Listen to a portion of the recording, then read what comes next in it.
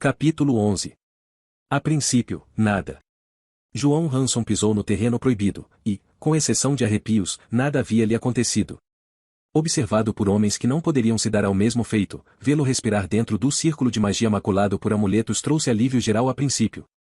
Então a ordem, basta desfazer os totens, liberar a aproximação e deixar que finalizemos o serviço, e instruiu Ruggiero. Não. A frase chocou a todos sem preparo. Não? Quis confirmar Ruggiero. João Hanson, inexplicavelmente, começou a soltar a própria armadura. Com todo o respeito, comandante, mas essa luta não é de vocês. Cavaleiro, isso não foi um pedido, já acrescentou a Major Bradamante. Foi uma ordem. Em resposta, João Hanson deixou o peitoral de sua armadura cair. A cena parecia uma metáfora, de um homem abrindo mão de sua posição como cavaleiro real, em prol de algo que ele considerava maior. De dentro da casa, Gagula continuava a observar a cena com seus olhos flamejantes. Major, com todo o respeito, mas essa bruxa está diretamente conectada à minha linha da vida. Eu seria sacrificado por Babau a ela, eu perdi amigos em guerras em busca do novo Merlin, o que poderia ter sido evitado por ela, e foi ela quem condenou a alma de meu pai Aramis a pedido do Conde de Ódio. Você não tem certeza disso, e argumentou Bradamante. João fixou o olhar na fada de espartilho e maquiagem negra, que apenas ele conseguia ver. Strix lhe devolveu um sorriso curto. Sim, eu tenho. Você agora é um caçador de corpo fechado. João Hanson retirou a própria camisa, deixando à mostra o desenho feito pela varinha de uma fada caída. A cruz negra com uma letra H na omoplata direita, um M na omoplata esquerda e uma na base da coluna. H de Hanson. M de Maria. A de Ariane. A soma de sua base. A soma de um número 13. Você agora pode penetrar em locais profanados, pode chutar trabalhos de magia, pode derrubar paredes de crânio, pode até mesmo cuspir na mesma saliva de uma bruxa e, ainda assim, não será afetado. João Hanson já sabia disso. Independentemente de a teoria de Sabino von Fígaro estar ou não correta, ele estava acima. Mesmo dentre os sobreviventes, ele era maior. Ele era melhor. Havia apenas simulado a dúvida até ali para que a chance lhe fosse oferecida. Se a teoria estiver certa, e você sobreviver mais uma vez, vou fazer de você um caçador de bruxas oficialmente. Da primeira vez em que tentará enfrentar uma bruxa secular de um antro macabro, não havia conseguido sozinho. Desafiar a rastear em busca de Lady Almirena, hoje mulher de seu antigo mentor Rinaldo Grimaldi. Levou bravura, energia e violência ao campo de batalha, mas faltou-lhe a experiência dos mesmos cavaleiros vermelhos que terminaram seu serviço e lhe resgataram naquele dia. Os mesmos cavaleiros para os quais ele agora queria se provar. Ele retirou da aroma da bainha e girou com uma das mãos a espada leve em provocação. De dentro da casa, Gagula entendeu. Entenda que você não estará usando seus dons para caçar. Um barulho se deu pelos fundos da casa, de unha arrastando em madeira. O som de uma bruxa escalando para o telhado de sua morada, lembrando uma aranha humana. Braços e pernas esticados, o corpo deitado em posição de espera de ataque. João Hanson se posicionou na frente da casa, se pôs em posição de combate e girou a espada mais uma vez, dessa vez com as duas mãos. Você estará caçando porque é este o seu domingo. Foi assim que a luta se iniciou. Capítulo 12.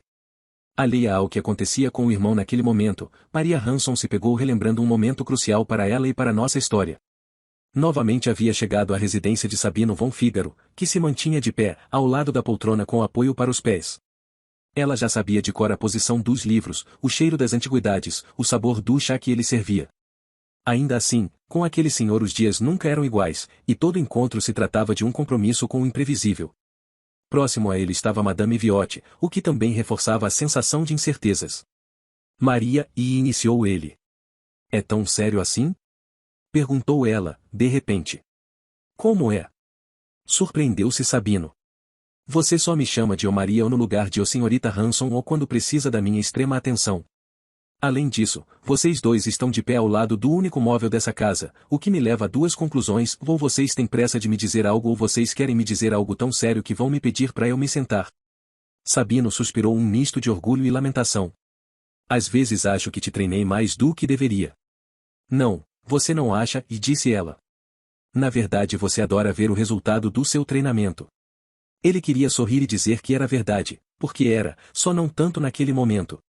Porque ele não queria que aquele momento precisasse existir. Novamente, no reflexo, Sabino colocou um lenço na boca enquanto tossia, e o pano apresentou manchas de sangue. Percebendo o titubeio dele e de Maria Hanson, Madame Viotti tomou a palavra. De Maria, querida, você poderia se sentar?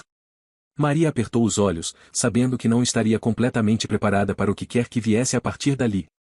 Ela se sentou na poltrona, e Madame Viotti fez o mesmo no apoio para os pés da poltrona, ficando de frente para ela. Você se lembra das coisas que nos contou durante a regressão que nós fizemos? O nome chamou a atenção dela. Alguma coisa, não muito. Você nos contou coisas sobre o período de cativeiro na casa, sobre coisas que Babau te obrigou a fazer ou que fez com você. Maria não comentou. Sabino tomou a vez, atraindo a atenção dela. Graças a você, nesse momento está acontecendo uma operação dos Cavaleiros de Elsin, que, esperamos, nos leve para mais perto de encontrar o novo Cristo. Maria continuava desconfiada de onde estava o real motivo daquele encontro. Então vocês conseguiram o que precisavam, concluiu ela, pisando em ovos. Na verdade, nós conseguimos mais do que precisávamos, disse Viotti. E por isso você está aqui. Sabe, eu debati bastante com Sabino se deveria te revelar isso ou se seria melhor deixá-la viver sem saber. Maria recuou por instinto e colou as costas no encosto da poltrona. Até que Sabino me perguntou o que eu, como mulher, iria preferir se estivesse na mesma situação. Então decidi que seria melhor te contar, pois a verdade, por mais dolorosa, ainda é verdade. Maria sentiu uma lágrima nascer, mas engoliu. Talvez a notícia não as merecesse. Digam, e falou ela. Digam de uma vez. Durante a regressão, você relatou que Babau costumava te picar de tempos em tempos com agulhas longas aquecidas em fogueira, certo? Que ela costumava fazer isso até sangrar e testar seu sangue. Sim. Mesmo com a memória forte, Maria ainda se recusou a chorar. E você me perguntou onde ela me espetava. Madame Viotti se espantou. Era realmente impressionante a garota se lembrar daquilo. Sim. E você me respondeu que ela te espetava no ventre, todos os dias recolhendo um pouco de sangue na mesma taça. Maria concordou com a cabeça, porque a voz estava sumindo. A pulsação se alterou, começando a prever o que estava por vir. Madame Viotti deveria concluir tudo aquilo, com uma voz calma e amigável, mas, mesmo ela, parecia não querer concluir aquilo. O que ela fez comigo, Viotti? Perguntou Maria com o ar que lhe restava. Silêncio. Maria, você pensa em ser mãe? Perguntou Sabino de repente, colocando a mão no ombro dela. Aquela pergunta era tão abrupta que doeu nela. Mais do que tudo, respondeu ela, sem pensar. Silêncio. As lágrimas que não desciam do rosto dela começaram a descer pelo de Madame Viotti. A mão de Sabino apertou ainda mais o ombro dela. É isso, não é? Quis saber Maria. Foi isso mais uma coisa que ela tirou de mim, e não foi? Madame Viotti concordou, com dois riscos brilhantes sobre a face. É por isso que ela testava o sabor do sangue, e admitiu Viotti, se cortando por dentro com aquelas palavras. Ela queria te esterilizar. Maria sentiu o estômago ferver. Ela quis vomitar, mas dividiu pelo resto do corpo o esforço que estava fazendo para manter a compostura. Por quê? Por quê, Viotti? Talvez para te vender depois como escrava, e talvez pelo prazer da tortura, e talvez pelo sabor que seu sangue passasse a ter. Talvez apenas por inveja por você ser jovem, bonita e fértil. Infelizmente, a maldade não precisa de motivos. Em um movimento de puro instinto, Maria agarrou o braço de Sabino von Fígaro, buscando apoio. O apoio que ela buscaria em seu pai, se ele estivesse ali. Em resposta, Sabino passou outro braço ao redor dela, no apoio que ele buscaria dar se aquela menina fosse sua filha. E então Maria Hanson se permitiu chorar ao compreender que aquela notícia merecia suas lágrimas. O abraço se tornou mais forte conforme o choro dela se tornou mais intenso, e foi a primeira vez que Madame Viotti viu Sabino von Fígaro realmente fragilizado, sem saber o que dizer. Pois não havia o que dizer para diminuir aquela dor. Uma dor que, de certa forma, conectava e fazia Maria Hanson compreender ainda mais seu próprio irmão. Afinal, se fosse possível, ela também gostaria de matar bruxas. Capítulo 13. A bruxa saltou de um ponto a outro do telhado, ainda com os braços e pernas afastados e o peito próximo do chão. Usava apenas um vestido manchado de vômito, que nas sombras parecia uma carapaça. Os cabelos brancos e desgrenhados lhe caíam por todos os lados da cabeça, tampando parte de sua face, e o olhar aceso ainda se mantinha como se os olhos fossem brasas. Na boca não havia dentes. Ainda à espera, João Hanson não parecia impressionado. Olhar fixo, respiração controlada, imóvel à espera da aproximação. Então Gagula saltou do teto e pousou no chão novamente lembrando um aracnídeo. Avançou se arrastando em velocidade na direção dele, gingando. Caçadores de bruxas gritaram instruções que ele não ouviu, ou, se ouviu, ignorou. Quando perto o suficiente, sem aviso a bruxa saltou sobre ele com uma das mãos à frente lhe apontando as unhas. João Hanson girou para um dos lados, girando a lâmina da espada média com ele. Gagula passou ao lado dele, como se tivesse errado o alvo. João se virou para ela, dessa vez de pé, deixando a ponta da espada tocar o solo. A lâmina vazava sangue. O ego doeu mais do que o corte, e a bruxa de repente se ajoelhou, fechando-se em uma posição quase de cócoras, e gritou como louca. O grito liberou 3 projeções de si mesma, que surgiram à frente e aos lados de João sem aviso, reproduzindo o grito e a expressão louca, reforçada pela escuridão noturna. Gagulas que apenas ele conseguia ver. Despreparado para aquilo, a pele se arrepiou, o coração disparou, e João embaralhou os pés para trás, caindo no chão, tentando entender o que era real e o que era dissimulação. As projeções das bruxas continuaram girando e gritando sobre ele, como que zombando do desafiante. João tentava cortá-las com a espada, mas a espada só cortava carne, não ilusão. Observando a cena ridícula para ele, saborosa para ela, Gagula, a verdadeira, se levantou e caminhou gingando na direção dele, prestes a lhe dilacerar a traqueia, beber seu sangue e exibir a boca manchada para caçadores que gostavam de vermelho. Ao redor do círculo, seus comandantes gritavam coisas para o cavaleiro insano no chão, lutando contra inimigos imaginários, que eram abafadas pelos gritos das gagulas que não estavam ali. Os gritos continuavam a lhe entrar pelos tímpanos, se sobrepondo aos seus próprios pensamentos e lhe desordenando a lógica. João se apertava tanto no próprio caos que mal percebia o caminhar torto da verdadeira bruxa que viria matá-lo. Não, não, não, e murmurava para si mesmo. Eu não posso falhar, e não por mim, e não por ela. Era isso o mais angustiante. Falhar por ela. Você não vai falhar, e disse uma voz fantasmagórica, que não partiu dele. Foi quando aconteceu uma explosão luminosa. Sem qualquer tipo de aviso, as 3 projeções de Gagula foram jogadas para trás em um estouro de luz, que apenas quem enxergava além da matéria poderia ver. No chão, João Hanson conseguia ver, mas não acreditar. De pé diante dele estava Ariane Narin. O corpo imóvel, virado de lado, com uma das mãos esticadas para a frente. Ela também parecia translúcida, vestindo um manto vermelho como as armaduras que ele queria usar. João continuou imóvel, mais chocado e confuso por aquela visão do que as anteriores. Então o ser que era Ariane agarrou o punho do ser que era João e que empunhava a espada Daruma. A mesma espada que iniciou a caçada de bruxas, e naquele momento, unia uma bruxa e um caçador que se amavam. Levanta, cavaleiro, e ordenou ela. João Hanson se ergueu, trazendo a mente de volta para a batalha. Ao redor do círculo impenetrável, os caçadores gritaram ao ver somente ele naquela arena traçada retornar para uma batalha que parecia perdida, e tinha apenas uma adversária. Do lado de dentro da arena, porém, na guerra que não se via, Gagula observava Ariane, impressionada. Não sei quem é vós messê, mas é bem atrevida, e disse Gagula. Você nem imagina o quanto, comentou Ariane. Mas está prestes a descobrir, e da pior forma. Aquilo irritou Gagula, que voltou a se fechar em posição quase fetal. João ia avançar, mas Ariane fez sinal para que ele não se movesse. Afinal, aquela era parte dela.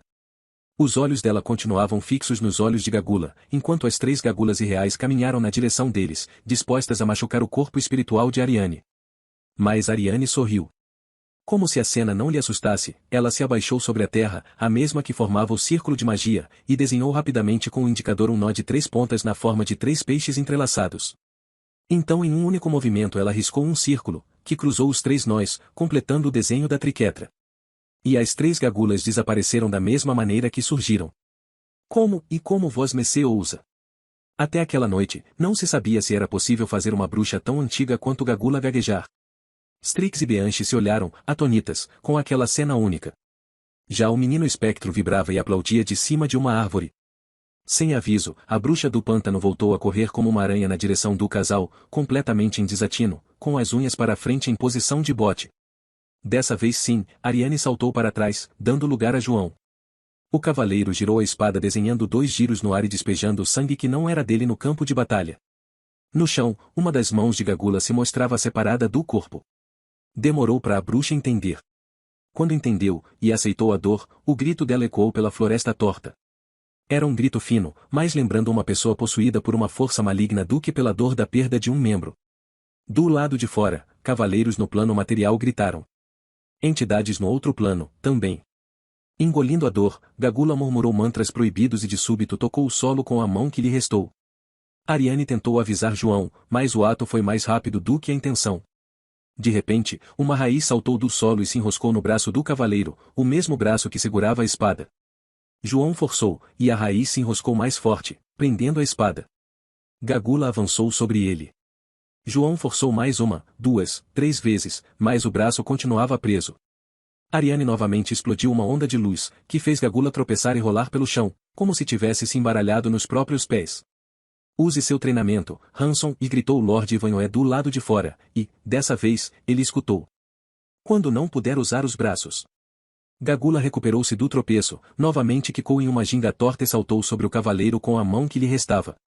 Aceitando a impossibilidade de usar os braços, João bateu os calcanhares, liberando a lâmina no bico do solado. Em um movimento súbito, ele chutou o ar em semicírculo diagonal, atingindo Gagula e levando o corpo para trás do braço ainda preso. A lâmina unida em meio ao chute rasgou da ponta do pescoço até a ponta do queixo de Gagula, que caiu tossindo sangue, sem entender o que havia lhe atingido. A bruxa permaneceu no chão, com a mão que lhe restava tentando evitar o sangramento que lhe descia do rasgo na parte inferior da mandíbula. Aproveitando o momento, Ariane desenhou uma runa no ar, e a raiz que prendia João perdeu a força. Então se afastou dando lugar a ele na luta. Afinal, aquela era parte dele. Gagula novamente engoliu a dor, e cuspiu mantras e sangue na terra, tocando o solo. Não, não é possível, murmurou, cuspindo sangue. Vós meceis são crianças, e bruxa, se não fui seu alimento quando era uma criança, achou mesmo que eu seria agora? Perguntou João. Assim ele caminhou na direção de uma Gagula assustada. Realmente assustada, pela primeira vez. Apavorada, ao ponto de tentar seu último artifício. Os olhos em brasa dela se conectaram com os olhos dele. Aquela era uma magia de sangue, uma variação da hipnose negra que Babau um dia usou com os irmãos Hanson na casa de doces. Uma magia proibida capaz de ferver o sangue de uma pessoa, ou, ao menos, fazê-la pensar que seu sangue está fervendo. Algumas vítimas caíam no chão em convulsão, algumas se matavam simplesmente para fazer a dor parar.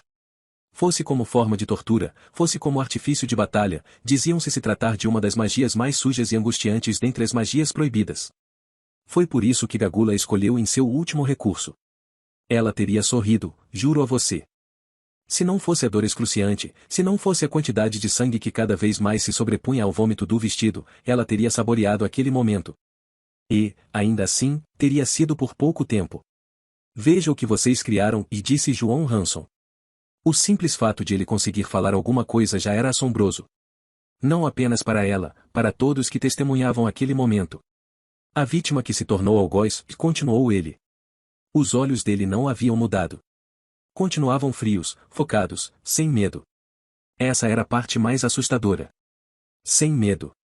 A caça que se tornou caçador, e continuou ele. Desnorteada, Gagula buscou a projeção de Ariane Naren. O que vos mecê, e eu não preciso fazer nada, declarou Ariane, se aproximando ao fundo. Você e sua cor já fizeram, e não, vós mecê tá, e você e seu coven criaram um menino que se tornou um sobrevivente, e concluiu ela, ainda sorrindo com um prazer quase infantil. A teoria se fazia prática. Ele era imune. O nariz dele continuava a sangrar reconhecendo a presença da magia negra, mas a magia em si não lhe afetava. Não mais. Gagula de repente começou a rastejar para trás pela primeira vez. Pela primeira vez com medo de um caçador, como nem mesmo o primo Branford havia conseguido durante sua caçada. O tom da voz dele que se seguiu foi acompanhado de um caminhar lento, arrastando a ponta de Daruma pelo solo apenas como desafio. Bruxa, você foi uma das responsáveis por feitos indescritíveis em relação à minha família.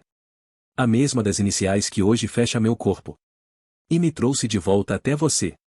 Como um círculo. Sem início nem fim. Sem saber o que gritar, o que fazer, ou como escapar, Gagula continuou a rastejar para trás, até se dar conta de que estava presa dentro de seu próprio círculo de magia.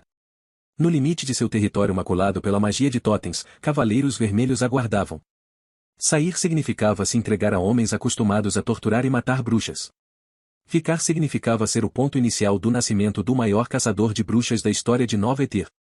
Difícil dizer que destino era pior. Mas não se preocupe. Afirmou ele, trazendo a frase que tanto esperou para um dia repetir. Tenho a certeza da morte de uma estrela que encontrarei um jeito de você me pagar. Os olhos de Gagula se apagaram.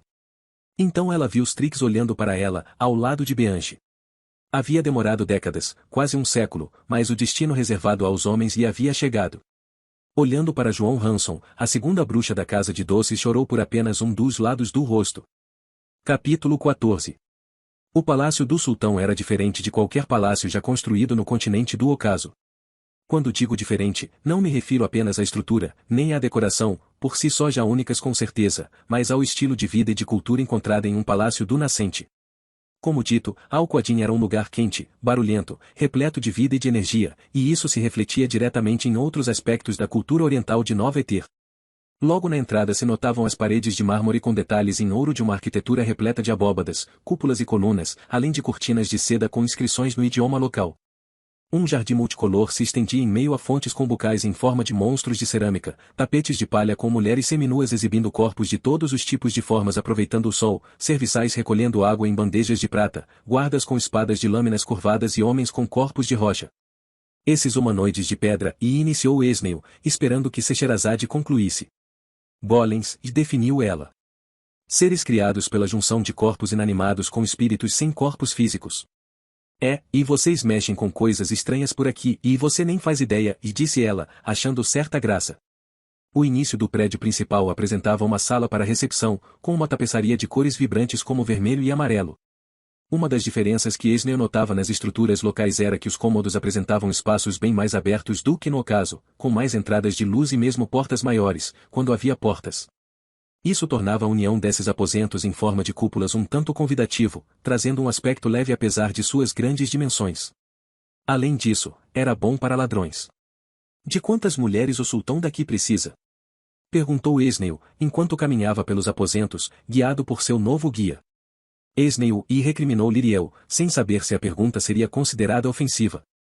Scheherazade, porém, não parecia ofendida. O sultão precisa de quantas mulheres forem precisas para lhe dar herdeiros. Atualmente sua morada conta com 1001 delas, mas nem todas precisam se tornar suas amantes, só se deitam com ele as que assim desejam. Muitas delas são na verdade meninas órfãs e sem família, que escolheram servir ao sultão. Então não há escravas aqui? Perguntou Liriel, tentando manter um tom neutro na pergunta.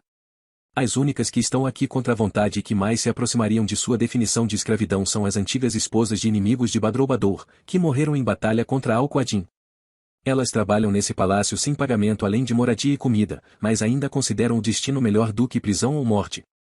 Liriel balançou a cabeça, não como se concordasse, mas ao menos como se compreendesse. E iniciou Esnel, formulando uma pergunta que dessa vez avaliou antes de concluir. Existe alguma considerada a preferida ou a principal? Não sei se esse seria o termo a se utilizar aqui ou se estou me fazendo entender com clareza, e sim, você está, e a resposta para isso é sim, existe uma preferida, considerada pelo povo sua sultana, a grande esposa de seu sultão, e explicou Scheherazade. Vocês estão falando com ela nesse momento. Esnel e Liriel pararam de andar, mantendo expressões travadas. Scheherazade esperou que eles se recuperassem. Então você é como uma rainha aqui? Perguntou Esnel, com cuidado. Scheherazade pensou sobre aquilo. Com funções diferentes, mas, em termos práticos para o entendimento do que já li sobre sua cultura, sim, eu seria o mais próximo disso. Como você consegue me fazer gostar mais de você a cada segundo? Perguntou Liriel, sem esconder o deslumbre. Scheherazade não admitiu, mas o sentimento era mútuo. O próximo cômodo é o aposento do sultão Badroulbadour, revelou Scheherazade. Ele está à sua espera. O salão do sultão era composto de azulejos azuis claros com desenhos que provavelmente remetiam a momentos históricos daquele povo, além de domos e arcadas douradas. Mais mulheres se espalhavam pelos cantos, maquiadas, bronzeadas e exibindo joias que poderiam estar em cavernas de dragões. Em vez de tronos pintados a outro, porém, Esnel encontrou talvez o homem mais rico do mundo sentado e no chão, em meio a almofadas bordadas. Bebia vinho e conversava no idioma local com um casal de jovens, obviamente amantes. Ela usava um véu esverdeado sobre o rosto, ocultando parte da face, ele mantinha os cabelos raspados, e um físico e postura que Esnel reconhecia vir de alguém que foi treinado desde cedo como soldado, ou ao menos cresceu nas ruas. Meu sultão, apresento-te o capitão Esnel Galford, o Simbad, e sua imediata, Liriel Gabianiani, de Arzalum. O sultão se levantou, e também começou a falar no idioma altivo com um sotaque ainda mais forte do que o de Scheherazade. É um prazer conhecer enfim alguém de Arzalum. Sinto não ser o melhor exemplo para lhe causar uma boa impressão, e disse Esnel, torcendo para ser entendido. O sultão achou graça, pensando que Esneu estava brincando. Espero que Ruggiero tenha feito bonito em sua participação no Punho de Ferro. Ao que soube, ele gostou tanto das mulheres arzalinas que preferiu não voltar. Foi a vez de o sultão rir alto, e Esneu e Liriel ficaram sem saber se ele estava brincando ou não. Realmente não sei, e admitiu Esneu. Não sou fã de pugilismo. O sultão parou de rir, como se Esneu houvesse dito algo surpreendente, ou idiota, ou surpreendentemente idiota. É mesmo? Perguntou. Mas ao menos viu a princesa Badoura se materializar através de grãos de areia no grande passo? Esneu coçou a cabeça, como se fosse difícil o que tivesse de comunicar. Sultão, na verdade, eu nem mesmo sei quem é a princesa Badoura. Sou eu, e disse a jovem, retirando o véu e se levantando. Esneu era espanto na face, assim como Liriel. Você é a princesa? Perguntou ele. Sim, e disse Scheherazade, se aproximando dela. Essa é nossa filha Badoura, a princesa de Jade. A menina tinha os olhos grandes e uma extensa cabeleira negra, que lhe passava da cintura. Além do véu retirado, exibia brincos de pérola, colares de rubi, anéis de diamantes e pulseiras e argolas de prata em locais como tornozelos e pescoço. Apenas olhando para ela, Esneu e Liriel pensaram a mesma coisa naquele momento, e em sua época de ladrões, roubar somente aquela mulher já lhes teria dado o lucro de meses. Olá, estrangeiros, disse ela, com um sotaque mais leve que o do sultão, mas ainda único aos ouvidos de Esneu e Liriel. Apesar do desapontamento de saber que não fiquei mais conhecida no ocidente, espero que saiam daqui com uma boa lembrança de mim. Esneu e Liriel não sabiam se ela estava falando sério ou espalhando ironia. Senhora, terei ótimas lembranças daqui se nosso sultão se interessar pelo que tenho a oferecer, e disse Esneu. Senhorita, e corrigiu Badoura. Ainda não me casei com o príncipe Shahriar. O jovem de cabelos raspados se levantou ao ter seu nome citado. Eles trocaram algumas frases no idioma local, soltando risos em seguida, e Esneu se perguntou o que será que Badoura estava dizendo sobre sua pessoa. Do pouco que já aprendi sobre você, Capitão Sinbad, duas características se destacam, e disse o sultão. Sua veia por aventura e seu gosto pelo comércio. Nenhuma outra mulher jamais me entendeu tão rápido, sultão, e disse Esneu. Liriel riu. A rainha e a princesa, também. Então me diga, capitão, no que tem de tão único e precioso para me oferecer que eu não possa conseguir por outros mercadores? Esneu deu um passo à frente, estufando o peito. Era como se tivesse treinado aquele momento durante anos em sua mente. Sultão, eu trago a você hoje o grande tesouro do lendário Capitão Pirata J. Flint.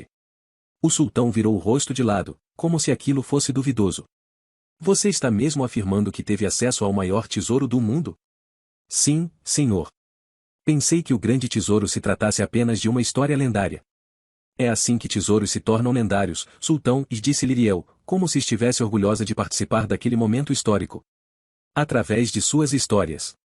Scheherazade admitiria a qualquer pessoa que também já gostava daquela mulher. Badroulbadour permaneceu um tempo focado nos dois, buscando algo que desmascarasse uma farsa que ele não encontrou. E você foi o responsável por encontrar o mapa dessa história? Na verdade, eu fui responsável por encontrar o homem que havia encontrado o mapa, e admitiu Esneu.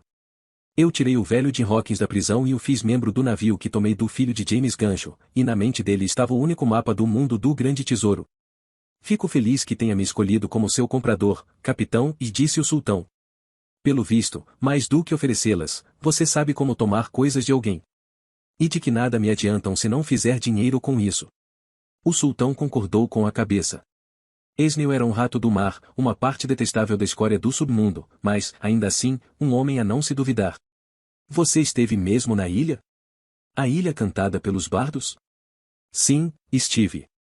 Uma ilha repleta de esqueletos, com um deles apontando para onde Flint enterrou seu tesouro. E o que havia lá? Houve um silêncio tão absurdo que a tensão era palpável. Esneu Galford puxou de uma pequena bolsa um rolo de papiro, ergueu no ar e deixou-o abrir. O que é isso, capitão? Um mapa de estrelas. Badoura e Scheherazade se olharam, mas nenhuma das duas tinha algum palpite do que aquilo significava, o que era raro. Percebendo que ninguém ali tinha qualquer ideia de por que um mapa de estrelas seria tão valioso, Badroulbadour foi obrigado a perguntar: desculpe nossa ignorância, capitão, mas e por que um mapa de estrelas seria o grande tesouro de Nova Eter? Porque ele revela o local de nascimento do novo Merlin de Cristo, sultão. Capítulo 15. Na estrada de Denins, a mesma agora conhecida por servir de caminho para o primeiro trem de Nova Eter, as colmeias tinham sido instaladas. Como você já ouviu falar, as estruturas apresentavam uma arquitetura oval e colossal, com diversos cabos conectados, que se estendiam em fios brilhantes e coloridos, como se a luz não apenas pudesse ser condensada dentro de alguma coisa, como também apresentar cor. Em meio a um território extenso e cercado por grades e arames farpados se erguia então o chamado Parque Etérico, a união de colmeias responsável por alimentar o Etherpunk que a cada dia mais revolucionava o Ocidente. Criado e comandado por engenheiros da raça Gnoma, obviamente se tratava de uma situação comum o fato dos navios voadores Vishus estarem a todo o tempo entrando e saindo daquele território, acrescentando com isso mais uma curiosidade aos viajantes de trem naquele dia. Contudo, um dos Vishus que aterrissaram na área de chegada da colmeia principal do Parque Etérico de Arzalum causou surpresa geral, espalhando a notícia como fogo pelos engenheiros locais, e certo alvoroço incomum para uma raça tão organizada como aquela. Quando o Vishu abriu sua porta central e revelou seu principal viajante, porém, a agitação foi justificada. Porque ali estava Axel Branford. Vossa Alteza, e disse o gnomo-chefe responsável pela chegada dos navios pelo céu. Não esperávamos receber visita tão ilustre no dia de hoje. Não se preocupem comigo, engenheiro. Não quero que modifiquem nada de suas rotinas pela minha chegada. Na verdade, esse é o grande motivo de minha parada. O gnomo não comentou, sem saber se aquilo era algo bom. Axel aumentou sua dúvida ao concluir: eu vim para conferir com meus próprios olhos tudo o que realmente acontece aqui. Capítulo 16. Mordred estava deitado sem dormir, quando bateram na porta. 3 batidas. Era como se ele já esperasse. Entre, e disse, enquanto se sentava. A bainha com a espada estava ao alcance de meio braço. Com licença, senhor. Era o menino, filho da dona da estalagem. O quarto era pequeno, com uma cama pequena, e um armário menor ainda. Paredes com alguns focos de cupins, e a única decoração era um quadro com a cruz de Merlin. Ele já havia ficado em locais piores, porém. E vim lhe trazer isso, senhor, e disse o menino. Como sinal de boas-vindas. Era um pote de sopa, oferecido em cima de uma tábua de madeira. A situação seria completamente normal, se Mordred tivesse pagado por aquilo, se ele não tivesse ouvido movimentação de cavalos do lado de fora, se o menino não houvesse feito a pausa após dizer o eu e se a tábua de madeira que trazia a sopa não estivesse tremendo junto com as mãos dele. Quem mandou você trazer isso para mim, garoto? Minha mãe, e respondeu o menino de bate-pronto, na velocidade exagerada dos que mentem. Quem mandou sua mãe lhe mandar trazer isso? O garoto não sabia o que dizer. Mentir requeria prática. Quantos homens estão lá embaixo? O garoto engoliu em eco. Aquele era um caminho sem volta. 4, senhor, e admitiu enfim. Sem volta. Não se preocupe, a culpa não é sua, e disse o cavaleiro renegado com um tom de voz sereno, como se não se importasse. O menino continuou a se sentir culpado. Seria tão mais fácil se aquele homem simplesmente fosse grosso, violento e lhe tratasse mal, e o que eles ameaçaram? Machucar sua mãe? O garoto olhou para baixo, e respondeu sem focar nele. Queimar a estalagem. Mordred balançou a cabeça. Aquela seria a sua segunda opção. Sabe por que eles preferiram enviar você para me envenenar, em vez de entrarem nesse quarto e tentar me matar em luta? O menino balançou a cabeça negativamente. Porque eles sabem que vão morrer. Esses tipos não são guerreiros, eles são caçadores de recompensas, quase uma versão humana de abutres, você me entende? O jovem entendia. Então eu vou lhe fazer uma pergunta, e depois vou instruir sobre como nós vamos lidar com essa situação, sem que seja preciso destruir a estalagem. Tudo bem. Sim, senhor. Minha pergunta é, onde se localiza a bruxa dessa região? O menino empalideceu, e isso diz muito, pois era ruivo. A boca abriu, mas a voz não saiu, como se estivesse proibida de falar. Se você demorar, eles vão estranhar. E então vão machucar sua mãe mais do que essa estalagem. Ela vive isolada em uma torre ao norte. Basta seguir a margem do rio até uma área repleta de rabanetes, que termina em um espinheiro. Fica atrás. Mordred fez um movimento dúbio com a cabeça para ele, tanto um entendimento quanto um agradecimento. Está certo, concluiu. Agora vamos para a segunda parte. Mordred apanhou a sopa e derramou devagar do lado de fora da única janela do quarto. Você agora vai voltar lá, dizer que eu lhe contei uma história da época do rei Arthur Pendragon e que eu tomei toda a sopa. Eu vou contar alguns segundos e depois vou começar a tossir e aumentar a intensidade dessa tosse. Então eles virão aqui com facas e espadas em punho, e eu vou matar os 4. Não vou mentir para você e não vai ser uma visão bonita. Vão sobrar pedaços espalhados e sangue dentro desse quarto, mais do que você jamais viu na sua vida ainda curta. Será tão intenso que depois vocês poderão trancar esse cômodo para sempre ou limpá-lo e utilizá-lo como atração turística, não me importo. O que importa é que o resto da sua estalagem vai estar de pé, sua mãe vai estar a salvo, vocês vão poder ficar com todo o dinheiro que eles tenham nos bolsos. Depois, eu vou tomar uma sopa que não esteja envenenada, então seguirei meu caminho e nós nunca mais cruzaremos os nossos. Você compreendeu tudo? O garoto assentiu, sem piscar. De um lado havia receio, claro, você também ficaria se soubesse que iriam sujar sua casa de sangue em pouco tempo. Mas por outro lado dele existia certa excitação, fruto do estranho encantamento infantil que as crianças desenvolvem por anti-heróis. O garoto se foi com a bandeja de madeira e o pote de sopa vazio, e Mordred pôde jurar que ele deixou a sombra de um sorriso para trás ao sair. Então observou o ambiente, construindo a futura luta em sua mente. Deitou-se em meio ao único lençol, com a espada desembainhada, prestes a furar a garganta do primeiro. Contou alguns segundos. E começou a tossir alto. Capítulo 17. O salão do sultão ainda estava em choque. O silêncio instaurado transformava a surpresa da situação quase em constrangimento, mas Esnel gostava da reação e a incentivava, aguardando que partisse deles as próximas palavras. Se o que diz é verdade, capitão, e disse Badroulbadour, e me admira que esteja disposto a vender algo assim. O sultão deveria se admirar se não houvesse algo que esse homem não estivesse disposto a vender, e disse Liriel, e Esnel fez um movimento com a cabeça, como se ela estivesse certa. Eu posso ir vê-lo? Perguntou a princesa Badoura. Esnel olhou para Liriel, analisando. Então deu de ombros, aproximou-se dela e lhe estendeu o mapa de estrelas. A princesa abriu o papiro com uma expressão digna da grandeza do tesouro que lhe fora entregue. Meu pai, e isso é, e formidável, e disse ela. Se for verdade, e nós podemos buscá-lo, e criá-lo sobre nossos princípios sagrados. O príncipe Shariar se aproximou dela, igualmente observou em espanto o documento. Esnel notou um olhar diferente, porém. Da parte dela, era fascínio. Da parte dele, era deleite. Se havia alguma dúvida do elo sagrado concebido ao Oriente pelo Criador, essa dúvida agora se esvaiu e concluiu Scheherazade, se aproximando do esposo. Você sabe quantas guerras seriam travadas, quantas mortes seriam necessárias, apenas para que este mapa chegasse em suas mãos? E, no entanto, aqui ele está, sem que uma gota de sangue fosse derramada. Bem, e algumas foram, e acrescentou Esnel, sem incômodo. E acredito que esse seja mais um motivo pelo qual nosso sultão deveria ser generoso com aqueles que se dispuseram a sangrar por isso. Badroulbadour permaneceu olhando para ele sem piscar, tão fundo que Esnel se lembrou do olhar de Primo Branford quando o interrogou na prisão conhecida como Jaula. A lembrança não foi boa. Nunca olhe para as estrelas. A lembrança de uma época em que sombras e fantasmas caminhavam por Andriane. Antes de serem brutalmente exterminados. E restarem apenas ele e Liriel. As estrelas olharão para você. E que prova você teria de que esse mapa é real, capitão? Nenhuma. Apenas minha palavra, sultão. A palavra de um pirata? Questionou o sultão. O único tipo de pessoa capaz de lhe trazer algo assim.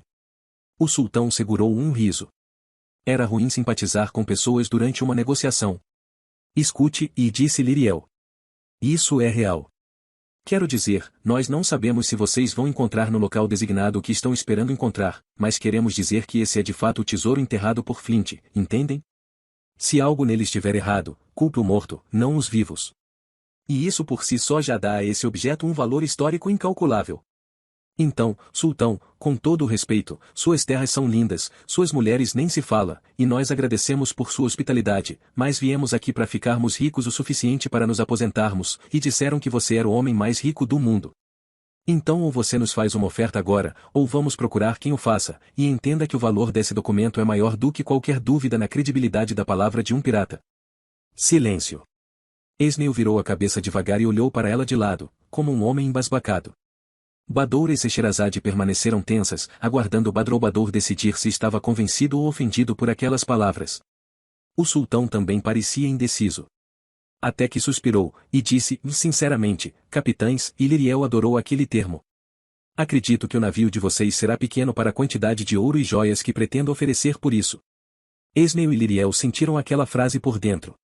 Sabe, era como ouvir não um homem, mas a vida através daquele homem lhes dizendo que todas as provações pelas quais haviam passado, e sobrevivido, estavam prestes a serem pagas. Ela, que viu nobres lhe tomarem a honra e os negócios da família, ele que nunca teve honra ou negócios de família, e de herança apenas uma frase do próprio pai, se um dia tiver uma real oportunidade, e achar que é a única de sua vida, agarre-a com unhas e dentes. Esneu agarrou diversas oportunidades ao longo da vida, a maioria delas sem qualquer tipo de orgulho. Mas nunca havia sentido que era real oportunidade, ao menos nunca antes de tomar o Jolly Rogers para si, e encontrar o tesouro mais procurado da história. Um tesouro que estava prestes a ser pago. Badoura, deixe-me ver o documento.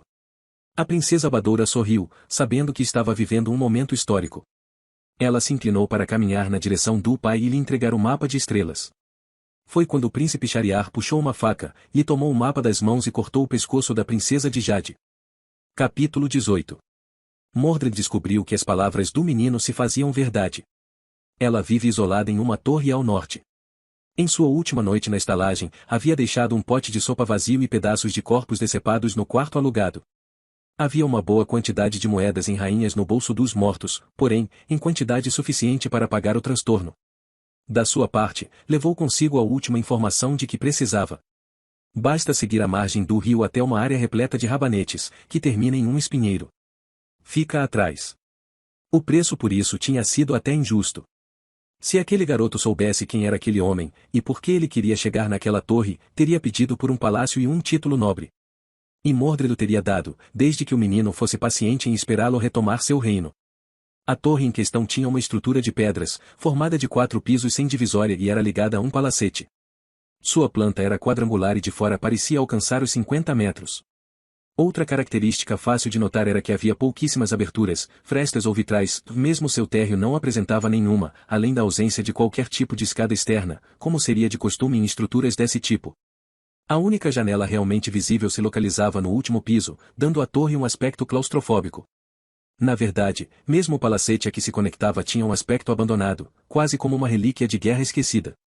Completando o cenário que parecia celebrar o isolamento, um espinheiro rodeava toda a estrutura rochosa, quase como uma mensagem viva de onde deveria terminar a curiosidade dos forasteiros. Mordred já tinha adquirido experiência suficiente em sua vida de renegado para saber outro tipo de mensagem que uma estrutura como aquela gritava. O covil de uma bruxa. Uma parte do plano de como atrair a caça, porém, envolvia os homens que o haviam caçado na estalagem. Sei que ele prometeu ao garoto que iria matar os 4, e ele falava a sério. Contudo, enquanto aguardava a chegada dos condenados no quarto, uma ideia lhe veio à mente, e ele decidiu matar 3 deles, e deixar seu líder quase morto. Isso quer dizer que o homem estava com as mãos quebradas, um dos tornozelos perfurados e a língua cortada, mas ainda vivo e amarrado pelas mãos e pelos pés. Mordred o retirou da garupa de seu cavalo, enquanto o homem gemia, sem uma língua que lhe desse o direito de pedir para morrer. O pedido seria atendido, porém, apenas não da maneira pensada. Eu vou explicar como vai ser, e disse Mordred, colocando o homem no chão, no alto de uma depressão que desembocava no espinheiro. Eu vou soltá-lo agora e lhe jogar naquele espinheiro. Então eu vou dar um tempo para você fugir. Se sumir da minha vista nesse tempo, eu vou me esquecer de você.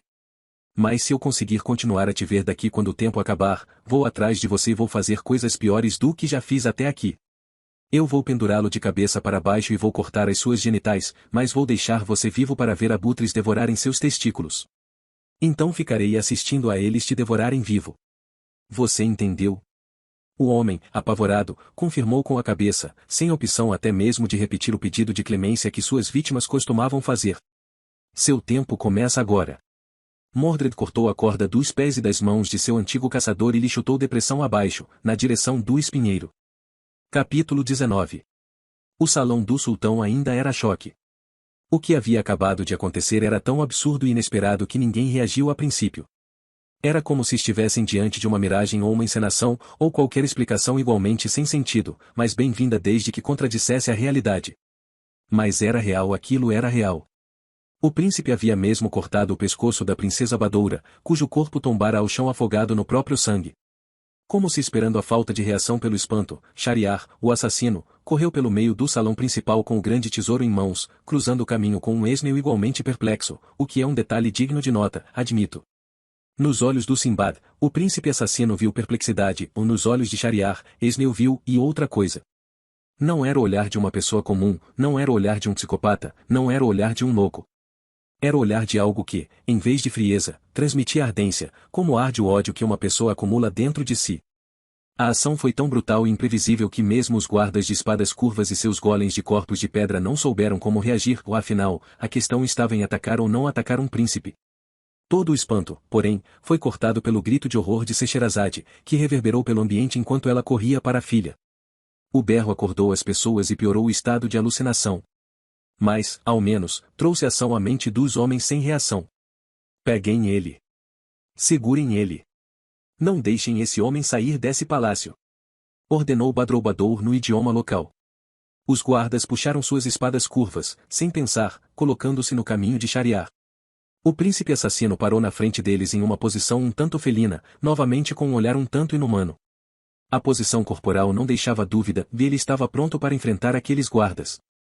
Mas, por algum motivo, os guardas não. Esneu e Liriel ouviram comandos que não compreenderam, mas as ações se traduziram por si só quando os golems tomaram a frente, prestes a esmagarem o inimigo.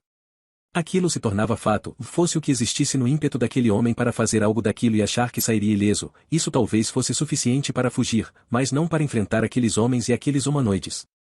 Mas em vez disso, o príncipe gostou. Ele esticou a coluna, como um homem sem medo, abriu os braços e pareceu sorrir, daqueles sorrisos que os assassinos dão. Vocês vão enviar seus golems para me capturar? Perguntou, ainda na linguagem local. Logo eu, que vim libertá-los. O sorriso assassino se expandiu. E foi assim que os golems de pedra, sem aviso, começaram a atacar e aniquilar os guardas do palácio do sultão de Al-Qadim. Capítulo 20.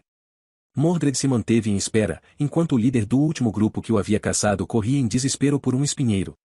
Sei que a princípio isso pode parecer uma fantasia um tanto sádica, mas tudo ali tinha um motivo. As mãos quebradas mantinham a dor da movimentação, o tornozelo perfurado o fazia mancar e tirava o equilíbrio, a língua cortada o impedia de gritar, mas não de grunhir ou até mesmo urrar. Junte tudo isso à ameaça de um homem temido já nas lendas e você verá o desespero em forma humana. O homem correu mancando, tendo pedaços de pele arrancados em cada passo, e deixando um rastro de sangue por onde passava, que parecia servir de alimento para o próprio espinheiro. No meio do cenário desolado, o homem começou a chorar, percebendo que não havia como voltar, nem como prosseguir. Ele era um inválido preso em uma teia viva de arame farpado, sem saber de que lado estava a morte mais dolorosa. Assim ele urrava de dor, de desespero, de angústia, e seus gemidos que ecoavam pelo terreno morto lembravam-os das histórias que envolvem mortos que voltavam à vida. Em todo esse processo, em vez de se concentrar no fugitivo, todavia, curiosamente Mordred se mantinha observando a única janela da torre do palacete. Vamos, e dizia para si mesmo. Eu sei que você está aí. Sem forças para continuar a tortura, a agonia atingiu um limite tamanho que a razão se perdeu. Então o homem, percebendo dois espinhos paralelos do tamanho de um dedo médio, decidiu correr até eles e perfurar o próprio pescoço. Ele continuou a gemer quando correu e a ecoar seus gemidos. Infelizmente para ele, o tornozelo perfurado bambeou, o equilíbrio se perdeu e o corpo tombou antes do previsto, modificando o ângulo da queda. Como consequência, em vez do pescoço, o homem afundou seu próprio rosto, perfurando os dois olhos na ponta dos espinhos paralelos. Eu sei que você tem de estar aí. Como se escutando Mordred mais do que os urros enlouquecidos de um homem recusado pela morte, ela surgiu na janela da torre. E Mordred sorriu, como se isso tornasse seu mundo bom. No momento seguinte, sem aviso, o espinheiro começou a se movimentar como uma entidade viva. O homem semi-morto, e agora cego, ainda sangrava pelos olhos, alimentando as plantas que o matavam. Mas mesmo elas pareceram deixá-lo em paz por um momento, quando a senhora daquele local chegou até ele, após seu espinheiro ir abrindo caminho para ela. Mordred tinha razão, já que ele era o covil de uma bruxa. E agora ela tinha a sua atenção.